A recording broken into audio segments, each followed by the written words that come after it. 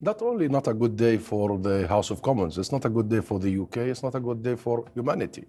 To see this chaos in the House of Commons, it's really British politics at its lowest. This is disgraceful and shameful that MPs are debating should they call for an immediate ceasefire after 100,000 Palestinians killed, maimed, injured, after 70% of their houses gone, after all of their health sector bombarded, all their education sector annihilated, and then the ICJ comes and says Israel is now officially on trial for genocide because the case against Israel for genocide is plausible, and then Westminster is still debating and politicking.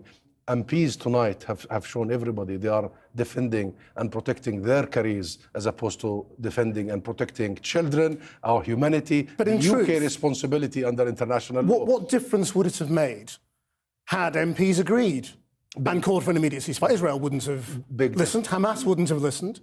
If you think for a second that Israel would have been able to commit all these atrocities over a period of 75 years without the tacit support of countries like the UK and the US, think again. Israel was created by the UK. It was a UK declaration that has enabled Israel to do so. And since then, the US and the UK and the rest of the West has picked up the support. You've seen what the US did yesterday in the Security Council, opposing an immediate ceasefire, using the veto power for the zillion times to stop, to end the genocide, and therefore this is enabling genocide. So no, the outside world, Britain does provide... Do you think the Israeli government would stop? The Israeli government will only stop when Britain takes itself seriously as an actor in the international arena. What is happening is not only affecting the Palestinian people. What is happening is going to affect all of us. This is going to spiral regionally and globally. And I'm saying it with conviction.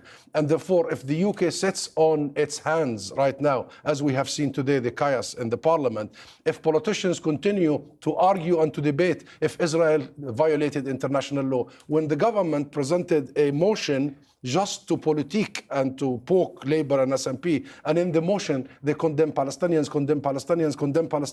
and they fail even to mention after 136 days the atrocities, the genocide that is committed, then you know these politicians are not serious. But they are not representing the real people. I just came back from Westminster Square.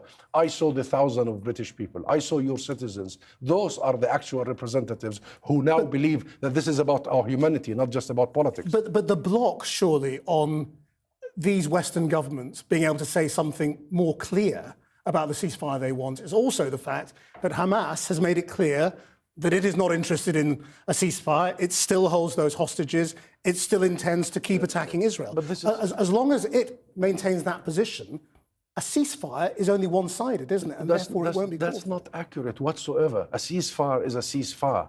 There are no two sides to this. But do you think it's possible that Hamas would agree to a ceasefire? According to the Qataris and the Egyptians and the Americans, Hamas has agreed, and there is a deal on the table of Netanyahu and Israel for the last so many weeks that hostages will be exchanged, that a temporary ceasefire will hold for 45 days, then will be followed. And in the meantime, by political discussions, to go to a permanent ceasefire where we discuss the root cause of all this. It's Netanyahu who does not want to stop this war because he knows the moment he stops this war, he is done. He's gone. And therefore, this is an interest of one person, and this one person is dragging all of us into this unprecedented dent in our humanity and a danger, an existential danger on our international order and on the people who will commit more atrocities. I mean, the new rules of war, normalizing the mass murder of children. This is very serious. This is very serious. And Western governments like the UK is inconsistent. Allow me here. I mean, one day they say they want to stop the fighting immediately, including Prime Minister Rishi Sunak, the Foreign Secretary, Lord Cameron, and everybody. And next day they abstain in the Security Council.